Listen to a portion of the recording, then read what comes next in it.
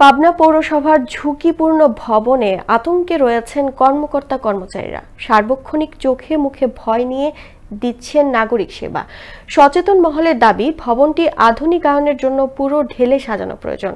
পাবনা থেকে নবীন আওয়াজের তথ্যচিত্রে বিস্তারিত জানাচ্ছেন সামিরা বাঁধন। প্রায় ২০০ বছরের প্রাচীন ঐতিহ্যবাহী পাবনা জেলার প্রথম শ্রেণীর পৌরসভা এটি। এই ঝুঁকিপূর্ণ ভবনে প্রায় ২ লাখ নাগরিকের সেবা চলছে প্রতিনিয়ত।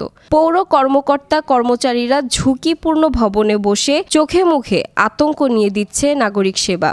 যে কোনো সময় ঘটতে পারে বড় ধরনের দুর্ঘটনা। পৌর শহরের পাশের রাস্তা থেকে পৌর ভবন নিচু হওয়ায় সামান্য বৃষ্টিতেই পানি ঢুকে যায়, ফলে নিচ তলায় অবস্থিত ডিজিটাল সার্ভিস সেন্টারের কম্পিউটার ও বৈদ্যুতিক সরঞ্জাম ক্ষতিগ্রস্ত হচ্ছে। পৌর ভবনের প্রত্যেকটি রুমের ছাদ এবং ওয়াল প্লাস্টার খসে পড়ছে এবং বিভিন্ন জায়গায় ফাটল দেখা দিয়েছে। আসলে এই বিল্ডিংটা ঝুঁকিপূর্ণ, অবশ্যই আমরা খুব ভয়ে থাকি।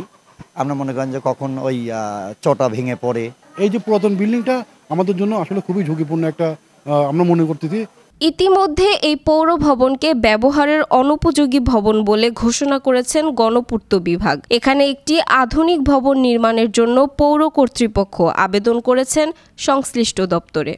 আমরা চাই যে এটা একটা নতুন আধুনিক এবং সুন্দর একটা পৌর ভবন আমাদের এখানে নির্মাণ হোক। এদিকে পৌরসেবা নিতে আসা নাগরিকেরা আতঙ্কে রয়েছেন বলে জানান তারা। যেমন আমাদের পৌরসভাটা রাস্তা থেকে অনেক নিচু জায়গা, প্রতিনিয়ত বৃষ্টি হলে পানি জমে। ভবনটির আধুনিকায়নের চেষ্টা চলছে বলে জানান পাবনা পৌরসভার এই কর্মকর্তা। সারা বাংলাদেশে যত ঝুঁকিপূর্ণ ভবন আছে এগুলো চিহ্নিতকরণ এবং সেগুলো একটা তালিকা করে অলরেডি গভর্নমেন্টের দপ্তরে জমা আছে। সেই হিসাবে আমাদের পাবনা পৌরসভাও মিলিং এর মধ্যে এটা তালিকায় অন্তর্ভুক্ত হয়ে গেছে। মানে সর্বোচ্চ চেষ্টা করে যাব যেন আপনাদের এই ভবনটা একটা নতুন ভবন নতুন রূপে আবির্ভূত হতে পারে। তবে দ্রুততম সময়ের মধ্যে সংস্কার করবে ভবনটি, পাশাপাশি নতুন ভবন নির্মাণ হবে এমনটাই চাওয়া সকলের। সামিরা বাঁধন, আনন্দ টিভি, ন্যাশনাল ডেস্ক।